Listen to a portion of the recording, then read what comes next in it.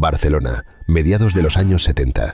El asfalto de la ciudad condal no solo desprende el calor asfixiante del Mediterráneo, sino el aroma a goma quemada y gasolina súper. En el retrovisor de un SEAT 1430 color azul marino, las luces rotativas de las patrullas de la Policía Nacional se desdibujan en una danza frenética de destellos. El coche oficial, un vehículo potente para la época, parece incapaz de seguir el ritmo de aquel turismo civil que serpentea entre el tráfico de la Gran Vía con una precisión quirúrgica, casi sobrenatural. Los inspectores, al volante de sus dotaciones, informan por radio con una mezcla de frustración e incredulidad. El conductor apenas asoma por encima del volante. De hecho, desde la distancia, el asiento del piloto parece vacío. Es el coche fantasma de los suburbios. Lo que las autoridades están a punto de descubrir es que no se enfrentan a un veterano del AMPA ni a un terrorista entrenado, sino a un niño de apenas 12 años que ha transformado la mecánica de un motor en su única herramienta de libertad. Según los informes policiales de aquel entonces, este menor no solo conducía, ejecutaba maniobras de evasión que desafiaban las leyes de la física y la lógica del patrullaje convencional. Para alcanzar los pedales de aquel 1430, el niño había tenido que atarse zancos de madera a los pies y colocar 3 almohadones sobre el asiento para ganar la visibilidad necesaria. Ese niño es Juan José Moreno Cuenca. Y esta es la crónica documentada de cómo un huérfano de los barrios de Chabolas puso en jaque a todo el sistema de seguridad de un país en plena transición. Para comprender la magnitud de lo que significó el fenómeno de El Vaquilla, es necesario alejarse de la mitificación cinematográfica y descender a los hechos probados que constan en los archivos judiciales. Juan José no eligió la delincuencia como un acto de rebeldía adolescente, sino como un mecanismo de supervivencia biológica. De acuerdo con las investigaciones biográficas más rigurosas, su vida fue una carrera de obstáculos que comenzó incluso antes de su nacimiento. Su padre biológico, Juan José Ugal, murió en un enfrentamiento armado con la Guardia Civil mientras su madre, Rosa Cuenca Navarro, estaba embarazada. Moreno Cuenca nació el 19 de noviembre de 1961 en una celda o bajo custodia hospitalaria, dependiendo de la fuente documental que se consulte, pero siempre bajo la sombra del cautiverio. La sociología criminal define este entorno como el caldo de cultivo absoluto, un niño que hereda el estigma de la delincuencia antes de pronunciar su primera palabra. Creció en núcleos de exclusión extrema como el campo de la Bota y la Mina, áreas que en la Barcelona de los 60 y 70 carecían de los servicios más básicos. Allí, la ley no la dictaba el Código Penal, sino la necesidad. Las autoridades sostienen que fue su propia madre, una mujer de la etnia merchera, un grupo social con códigos propios, distinto pero a menudo confundido con el gitano, quien le impuso su primer objetivo de facturación. Rosa exigía a su hijo 1000 pesetas diarias. Si el niño regresaba a casa con las manos vacías, el castigo era físico y el desprecio, absoluto. En ese contexto, el robo dejó de ser un pecado para convertirse en un oficio. El ascenso de Juan José dentro de la jerarquía delictiva juvenil fue meteórico debido a una cualidad técnica que lo distinguía de cualquier otro chori de barrio: su dominio absoluto de la conducción. Mientras otros niños jugaban en los descampados, él analizaba la mecánica de los SEAT. El SEAT 1430, conocido popularmente como La Loca por su tendencia al sobreviraje y su tracción trasera, se convirtió en su oficina. Fuentes cercanas a la investigación de la época señalan que el Vaquilla no solo robaba los coches para vender las piezas, los utilizaba como herramientas estratégicas. Su habilidad era tal que, según testimonios de antiguos agentes, era capaz de poner el vehículo sobre 2 ruedas para pasar por callejones donde las patrullas quedaban encajonadas. No era un juego de azar, era ingeniería de barrio. Si te interesa profundizar en cómo la marginalidad moldeó a estas figuras que el algoritmo a menudo intenta ocultar, ya sabes lo que tienes que hacer para seguir este rastro. Juan José entendió pronto que el poder en la calle se medía en caballos de potencia y en la capacidad de ridiculizar al uniforme. A los 13 años ya lideraba su propia banda, compuesta por chavales que le doblaban el tamaño pero que aceptaban su mando porque él era el único capaz de garantizar una huida exitosa. Desde un punto de vista psicológico, Moreno Cuenca desarrolló una personalidad ambivalente. Por un lado, era el estratega frío que planificaba el palo a la joyería o al supermercado. Por otro, era el niño que buscaba la aprobación de un entorno que solo le valoraba por lo que robaba. Las autoridades de instituciones penitenciarias que lo trataron en sus primeros años en los reformatorios describen a un joven de inteligencia natural superior con una capacidad de oratoria que más tarde le serviría para negociar con directores de prisiones y periodistas de élite. Sin embargo, esa misma inteligencia fue la que le permitió comprender que el sistema no estaba diseñado para reinsertarlo, sino para contenerlo. Hipótesis judiciales de la época sugieren que el endurecimiento de sus penas por delitos menores fue lo que terminó de profesionalizar su carrera criminal. Cada vez que entraba en un centro de menores, salía con contactos más peligrosos y con un resentimiento más profundo hacia la estructura social que lo observaba como a un animal de zoológico. El vaquilla no era solo un ladrón de coches. Se estaba convirtiendo en el síntoma de una enfermedad social que España prefería ignorar mientras brindaba por la democracia. A medida que su poder crecía en las calles de Barcelona, su nombre empezó a aparecer en las páginas de sucesos de La Vanguardia y El País. Ya no era un menor no identificado, era un objetivo prioritario. La policía diseñó operativos específicos para capturarlo, utilizando hasta 4 o 5 vehículos camuflados para intentar cercarlo, sabiendo que en un tú a tú de velocidad, el niño siempre ganaba. Fue en esta escalada donde Juan José cometió su primer gran error estratégico: confundir la fama mediática con la invulnerabilidad. El cine kinky, que empezaba a eclosionar, puso sus ojos en él. José Antonio de la Loma, director que supo monetizar la miseria del extrarradio, vio en el vaquilla el arquetipo del héroe trágico. Pero la realidad era mucho menos glamurosa que el celuloide. Mientras el público en los cines de Gran Vía aplaudía sus fugas, Juan José dormía en coches robados o en chabolas infectadas de ratas, huyendo de una policía que ya no buscaba solo detenerlo, sino darle una lección definitiva. De acuerdo con la Fiscalía, para mediados de los 70, su expediente acumulaba decenas de detenciones, pero su estatus de menor le permitía una movilidad que desesperaba a los inspectores. Esta impunidad aparente fue la que alimentó su arrogancia. En una ocasión, se dice que llegó a pitarle a una patrulla para que le persiguieran, solo por el placer de demostrar que podía perderlos en 3 giros de volante. Sin embargo, el conflicto real no estaba en las persecuciones, sino en la transformación del AMPA juvenil. Con la llegada de los años 80, un nuevo actor entró en escena para destruir todo lo que el vaquilla había construido: la heroína. Lo que las autoridades sostienen es que la droga fue el verdadero muro que Juan José no pudo saltar. Aunque él siempre intentó mantener una imagen de delincuente puro, de los de la vieja escuela que no dañaban a la gente, el entorno se volvió más violento y desesperado. Sus hermanos y compinches empezaron a caer, no ante la ley, sino ante la jeringuilla. Según la investigación documental, Juan José resistió el embate químico más tiempo que otros, pero la presión de vivir en un estado de fuga permanente empezó a erosionar su juicio. La escalada de violencia en sus atracos subió de tono. Ya no eran simples tirones o robos de vehículos, empezaron a aparecer las armas de fuego y las amenazas directas. La policía, por su parte, endureció sus métodos. Ya no se trataba de capturar a un niño travieso, sino de neutralizar a un líder de bandas que estaba inspirando a miles de jóvenes en los suburbios de todo el país. El punto de quiebre absoluto llegó con su primer ingreso serio en la cárcel Modelo de Barcelona. Allí, el niño que usaba almohadones para ver el horizonte se encontró de frente con los muros de piedra y el sonido metálico de las cerrojos. La Modelo no era un reformatorio, era una universidad del crimen, donde los veteranos del atraco a bancos convivían con jóvenes que apenas sabían leer. Fue en ese ecosistema donde Juan José Moreno Cuenca comprendió que su lucha ya no era contra una patrulla de tráfico, sino contra el Estado mismo.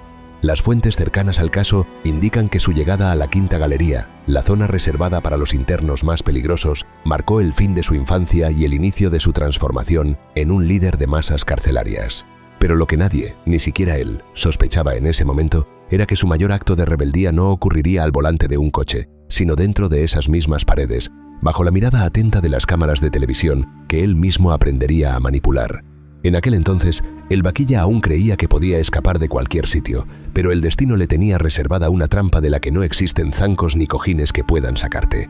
La construcción de su leyenda se basaba en hechos verídicos, pero su caída comenzó a fraguarse en el momento en que aceptó su papel de ícono. La prensa lo llamaba el Robin Hood de la mina, asegurando que repartía sus botines entre los pobres del barrio. Si bien existen testimonios que confirman su generosidad puntual, la Fiscalía siempre sostuvo que su motivación era más pragmática: comprar el silencio y la protección de una comunidad que lo veía como a uno de los suyos.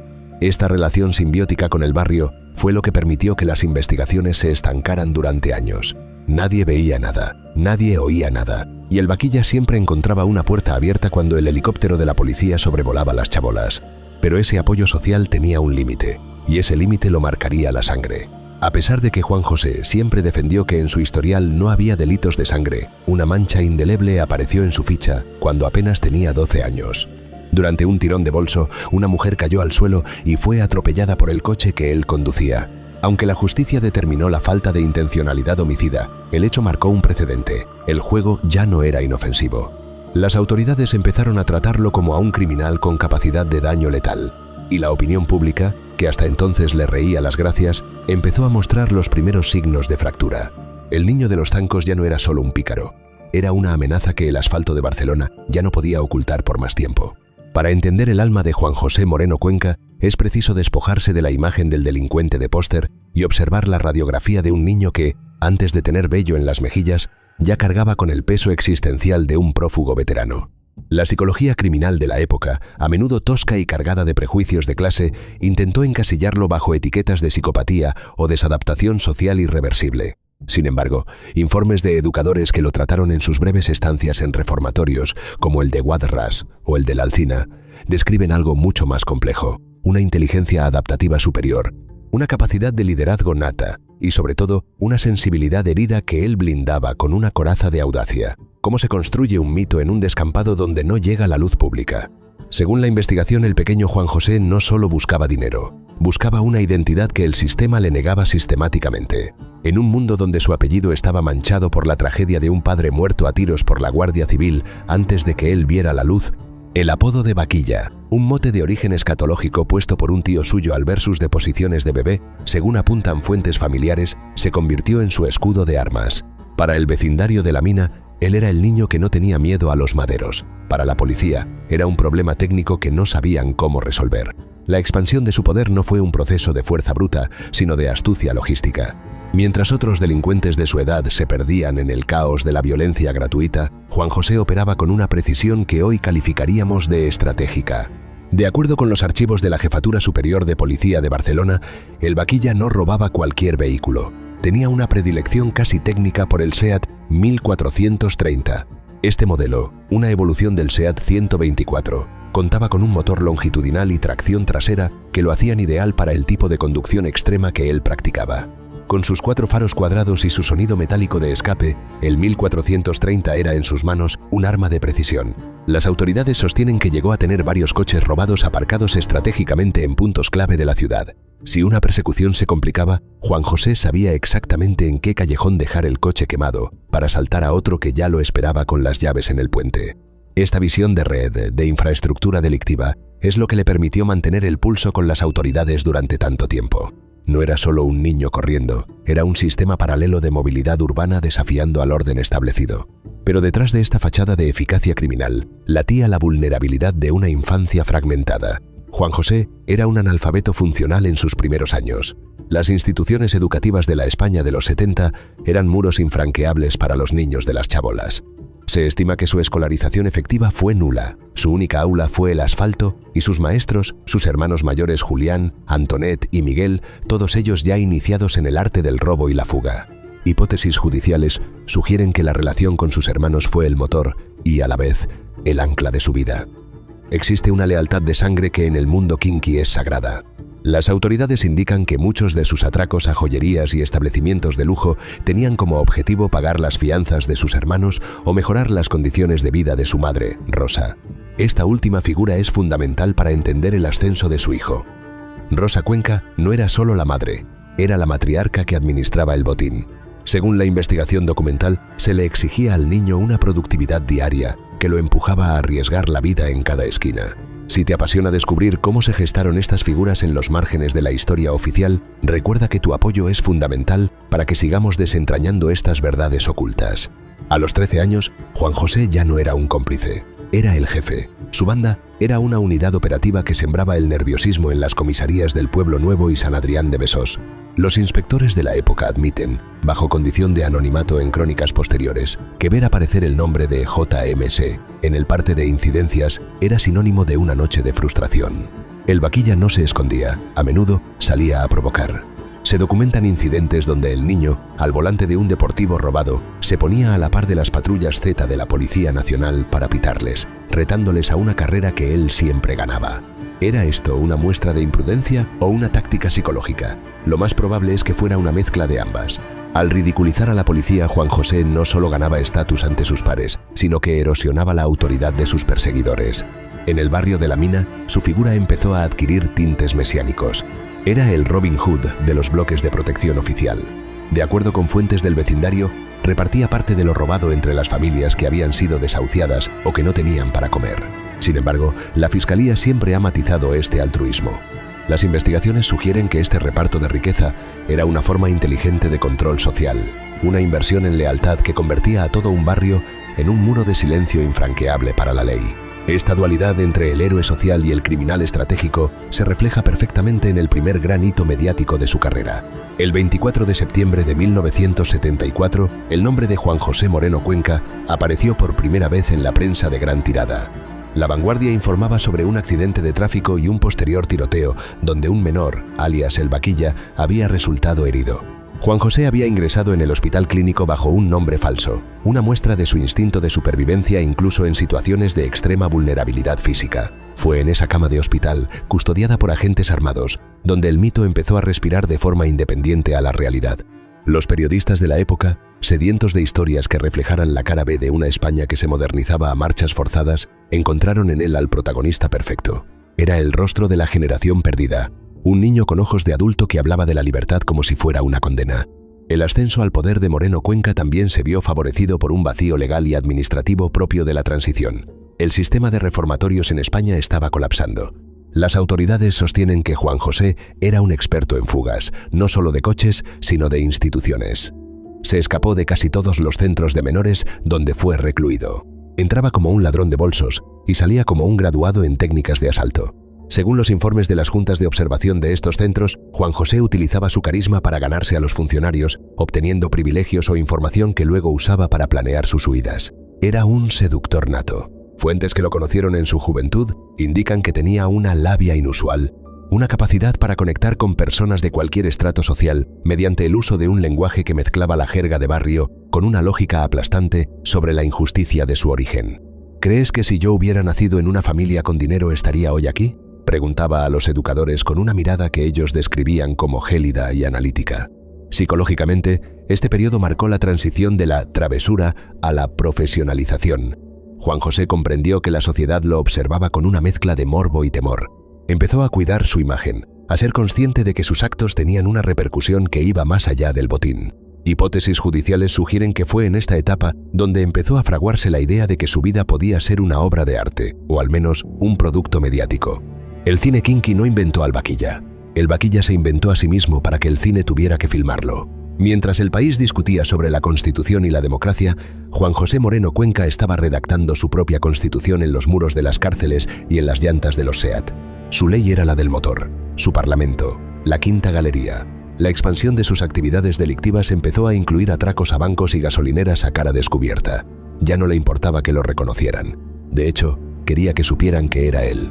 Las autoridades indican que en varios de estos asaltos, Juan José se despedía de las víctimas con un guiño o una frase irónica, dejando claro quién mandaba en ese momento. Este exhibicionismo criminal era una declaración de guerra al Estado. Según la Fiscalía, para 1975, Moreno Cuenca ya era responsable de una red de delincuencia juvenil que operaba de forma coordinada en todo el cinturón metropolitano de Barcelona. No eran solo robos aislados, era una oleada que generaba una sensación de inseguridad ciudadana que el gobierno de la época no podía permitirse, pero capturarlo seguía siendo una tarea casi imposible. Su conocimiento del terreno, los descampados, las obras a medio terminar, los túneles del metro lo convertían en un fantasma urbano. De acuerdo con las investigaciones, llegó a utilizar a niños más pequeños como aguadores, informantes que le avisaban de cualquier movimiento policial sospechoso en el barrio a cambio de unas monedas o unas chuches.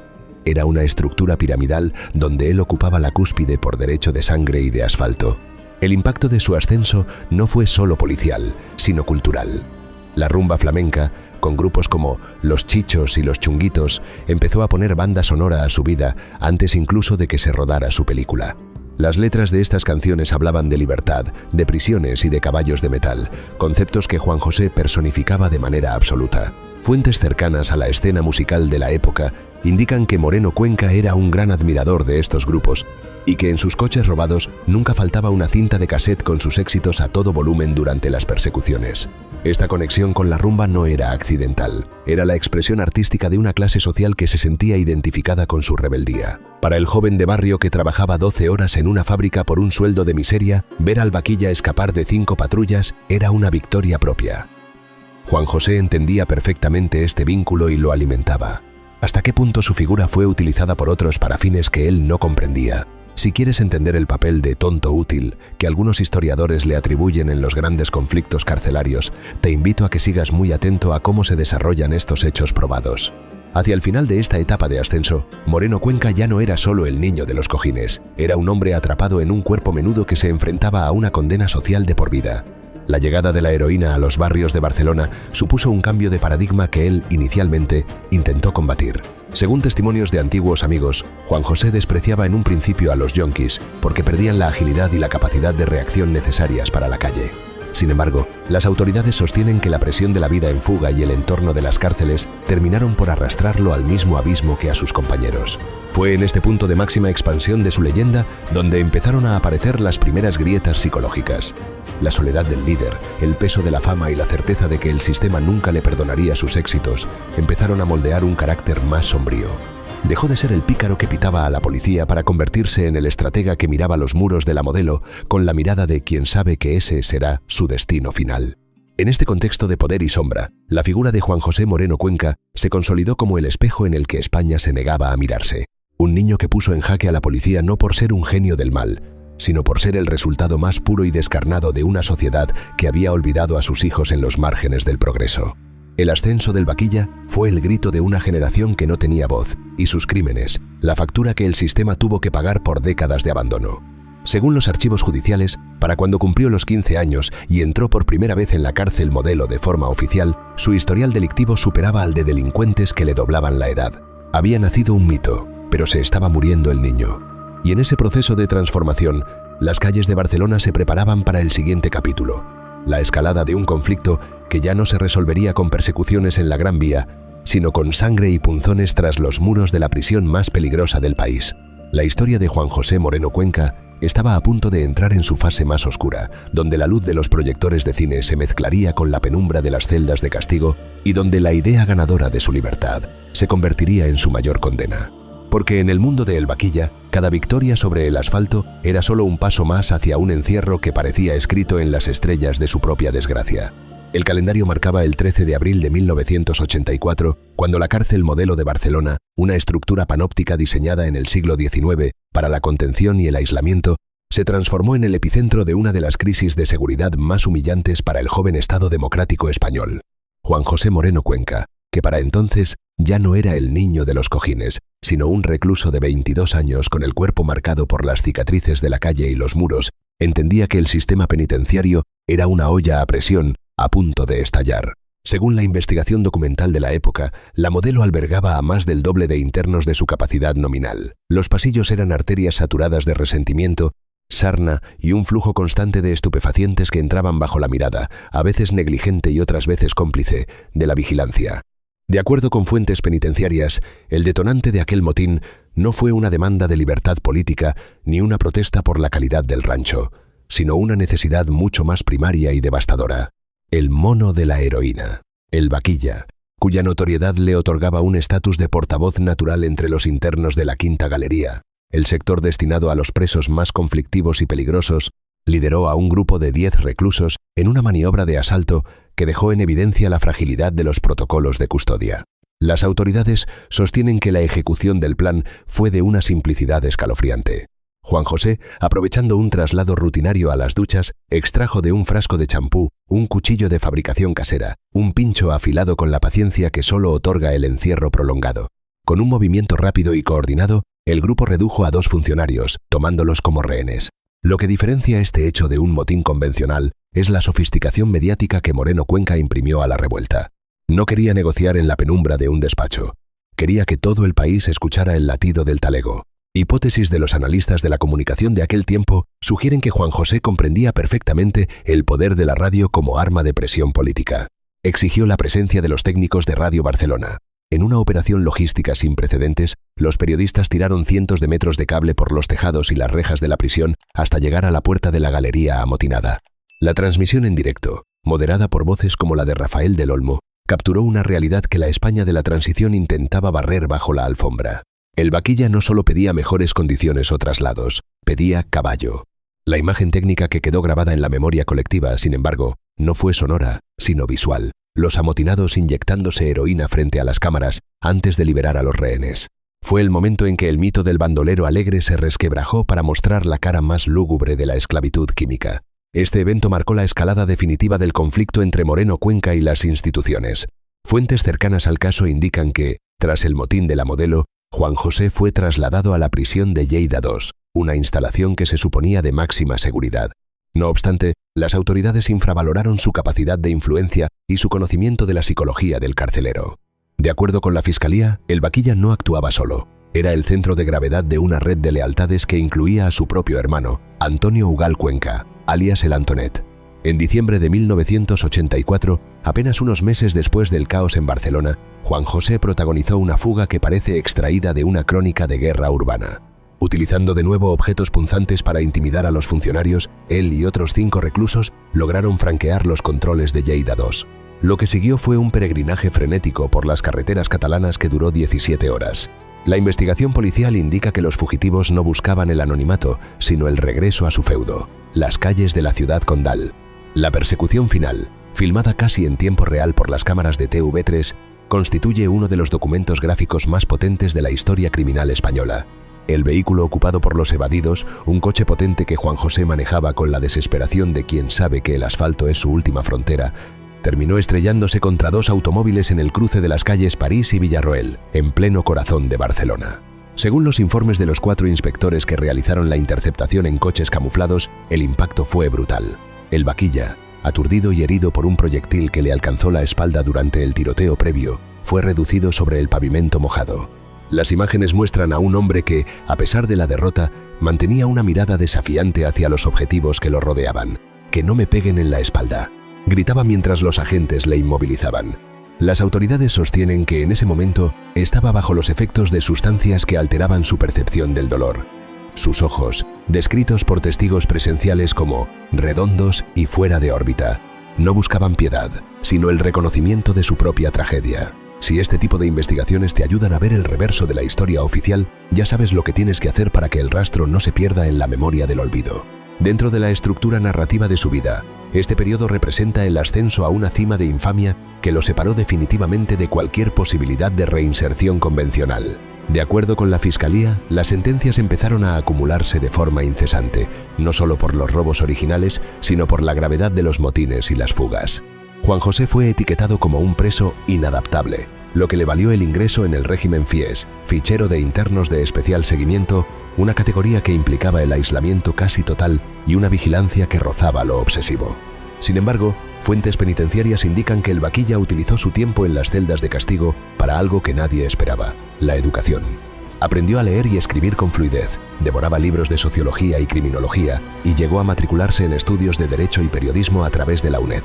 Hipótesis de sus abogados de entonces, como el prestigioso Francesc Caminal, apuntan a que Juan José intentaba hackear el sistema desde dentro, utilizando las mismas leyes que lo mantenían cautivo para denunciar las vulneraciones de derechos humanos en las prisiones.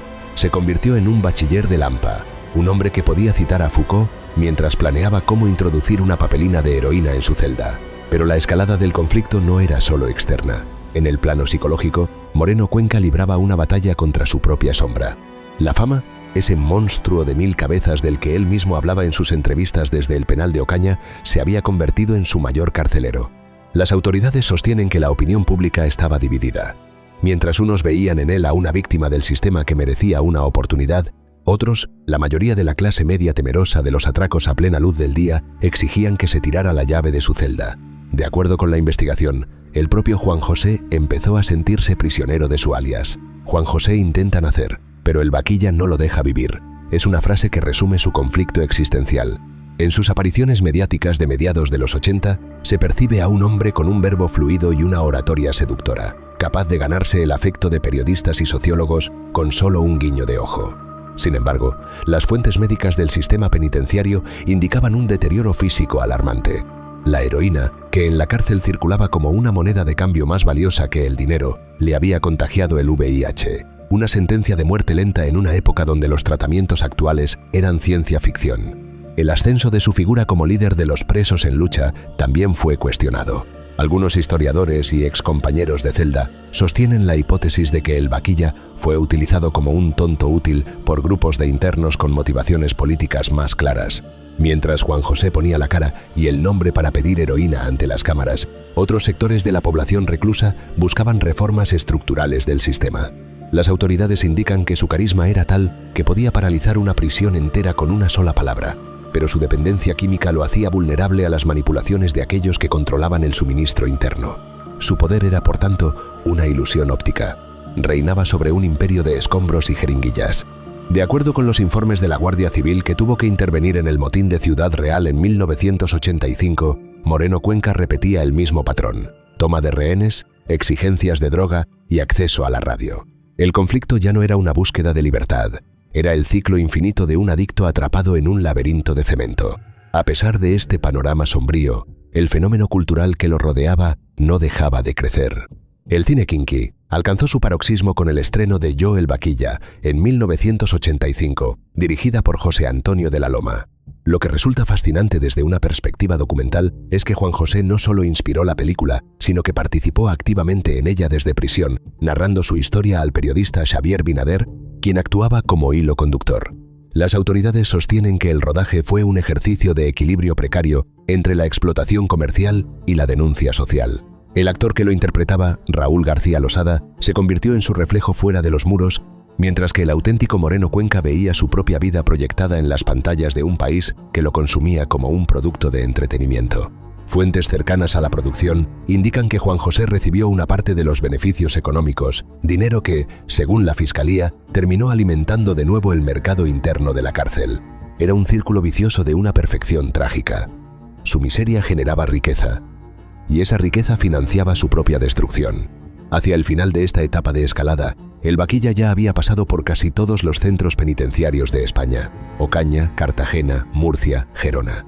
Era un recluso nómada, trasladado de un lugar a otro para evitar que consolidara su liderazgo sobre las poblaciones de internos. Según la investigación, en cada lugar dejaba una estela de motines frustrados y cartas de admiradoras que lo veían como un mártir de la marginalidad. Pero lo que nadie sabía entonces era que su mayor error crítico estaba a punto de ocurrir. No sería un error de conducción ni una falla en la seguridad de un muro, sino una traición de su propio cuerpo y una pérdida de contacto con la realidad de una calle que ya no era la suya. La España de finales de los 80 estaba cambiando. La heroína estaba siendo sustituida por la cocaína y el diseño, y los viejos kinkis empezaban a ser vistos no como rebeldes, sino como restos arqueológicos de una época de barro que el país quería olvidar. Juan José Moreno Cuenca seguía corriendo en su mente a bordo de un 1430, pero el motor de su vida ya no tenía compresión. Lo que vendría a continuación no sería una huida espectacular, sino la lenta y dolorosa caída de un icono que no supo o no pudo envejecer con dignidad fuera de la celda de castigo. Las autoridades judiciales de aquel entonces ya advertían en sus informes que la reincidencia de Moreno Cuenca no era fruto de una elección racional, sino de una patología social profunda. El sujeto no concibe la existencia fuera de la transgresión, señalaba una de sus evaluaciones psiquiátricas. Sin embargo, para la gente de su barrio, para aquellos que seguían escuchando las cintas de los chichos en los bloques de la mina, el vaquilla seguía siendo el símbolo de que se podía plantar cara al sistema. Esta desconexión entre la realidad clínica y el mito social fue lo que alimentó la persistencia de su figura, pero el conflicto ya estaba alcanzando su saturación. La policía había perfeccionado sus métodos de seguimiento y las cárceles habían endurecido su disciplina interna. Juan José estaba a punto de descubrir que la fama, que un día fue su protección, se convertiría en el mayor obstáculo para su tan ansiada libertad. Porque cuando eres un mito, el sistema no puede permitirse dejarte ir, no sea que el ejemplo de tu libertad sea más peligroso que el de tu cautiverio. Y así, entre muros de silencio y ráfagas de rumba, el vaquilla se preparaba para el punto de quiebre que lo llevaría de la gloria mediática al olvido de los hospitales penitenciarios, cerrando un capítulo donde la audacia del niño de los zancos fue devorada por la voracidad del monstruo que él mismo había ayudado a crear. La década de los 90 amaneció sobre las prisiones españolas con un cielo plomizo y una sensación de derrota que ya no podía ocultarse tras la épica de los motines. Para Juan José Moreno Cuenca, el tiempo había dejado de ser una línea recta hacia la libertad para convertirse en un círculo vicioso de rejas y hospitales.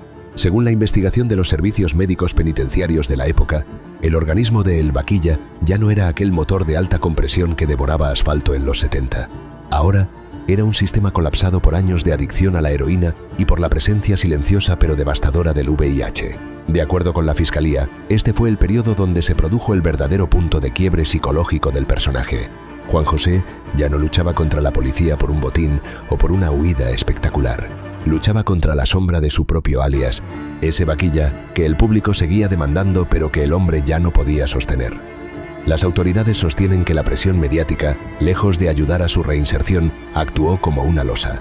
Cada vez que Moreno Cuenca intentaba dar un paso hacia la normalidad, el sistema y la prensa le recordaban que él era un símbolo, y los símbolos, por definición, no tienen permitido cambiar ni envejecer. El error crítico del protagonista, aquel que sellaría su caída definitiva, ocurrió en un escenario que paradójicamente parecía el inicio de su redención.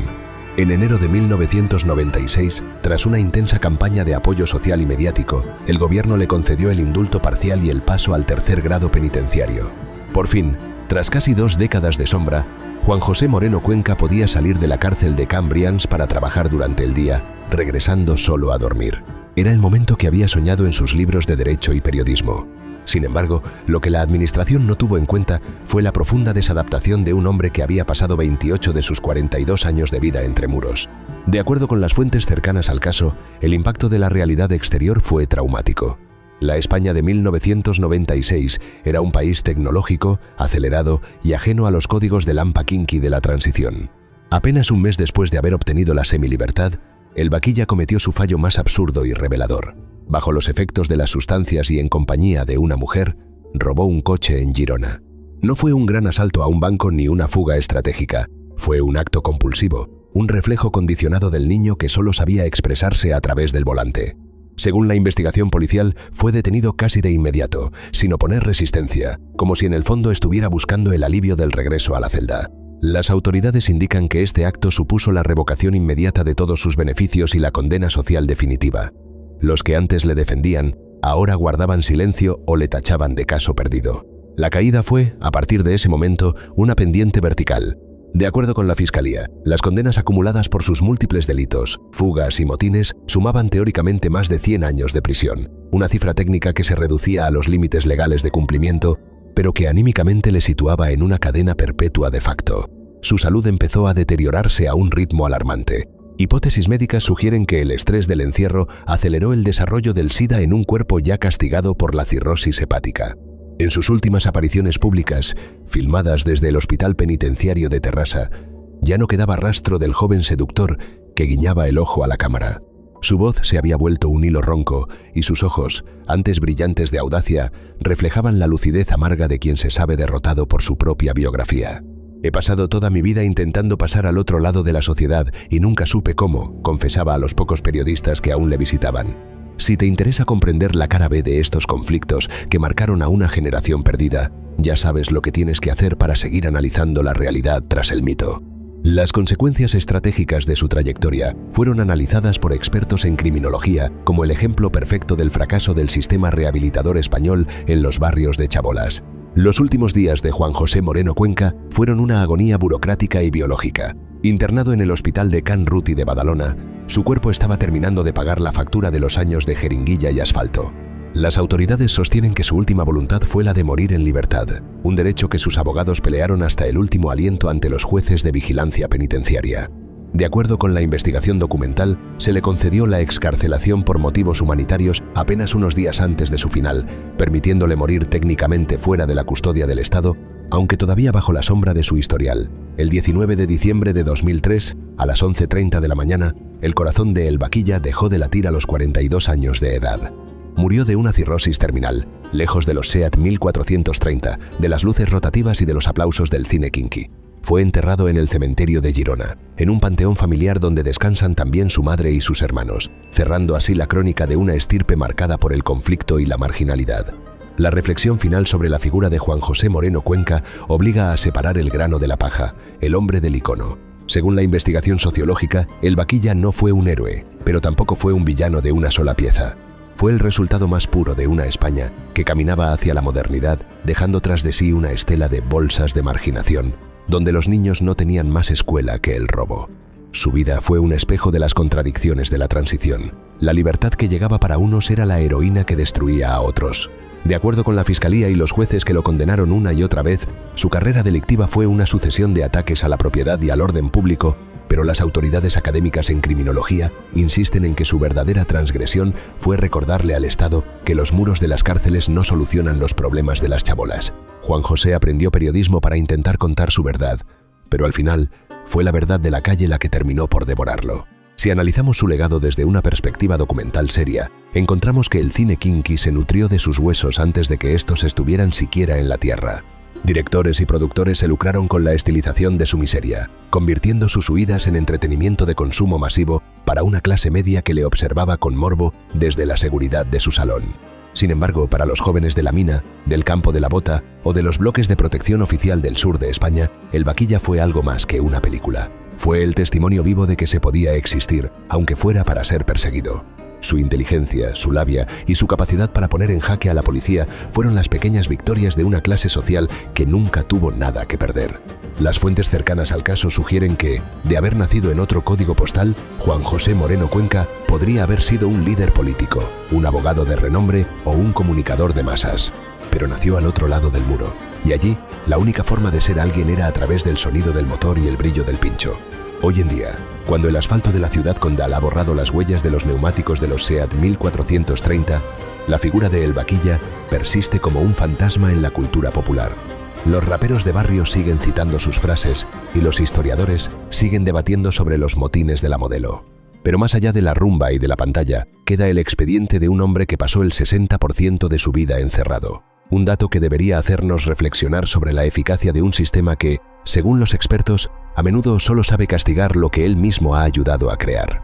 El error crítico no fue solo de Juan José al robar aquel coche en Girona, fue de una sociedad que no supo ofrecerle un asiento que no fuera el de un vehículo robado. Su caída no fue solo suya, fue la de toda una generación que se inyectó la desesperación en las venas mientras el país brindaba por un progreso que no llegaba a las periferias. En la tumba de Girona no hay cojines ni zancos, solo el silencio de quien por fin ha encontrado la libertad absoluta. La crónica de Juan José Moreno Cuenca termina aquí, pero la investigación sobre las causas que crean a personajes como él sigue abierta en cada barrio olvidado de nuestras ciudades. De acuerdo con las autoridades que estudiaron su caso, El Vaquilla no murió de cirrosis, murió de una enfermedad social llamada invisibilidad. Y mientras sigan existiendo niños que tengan que elegir entre robar o no comer, el fantasma de El Vaquilla seguirá recorriendo la Gran Vía en un SEAT 1430 azul, recordándonos que el jaque a la policía es solo el síntoma de una partida que la sociedad empezó a perder hace mucho tiempo. Al final, el mayor robo de Juan José no fue a una joyería o a un banco, fue el robo de su propia humanidad por parte de un sistema que prefirió el mito antes que al hombre. Para quienes buscan la verdad en las profundidades del crimen real y las mafias que el mundo prefiere ignorar, esta investigación es solo una pieza del rompecabezas. Si crees que estas historias merecen ser contadas con la sobriedad y el rigor que la historia oficial les niega, ya sabes lo que tienes que hacer para que la luz siga iluminando las zonas de sombra. Juan José Moreno Cuenca puso en jaque a la policía española, pero al final fue el tiempo el que le dio el jaque mate. Su historia es la de todos nosotros, la de un país herido y esperanzado que todavía hoy, en el siglo XXI, sigue escuchando el eco de una rumba flamenca resonando en el patio de una cárcel, preguntándose si alguna vez seremos realmente libres de nuestro propio pasado.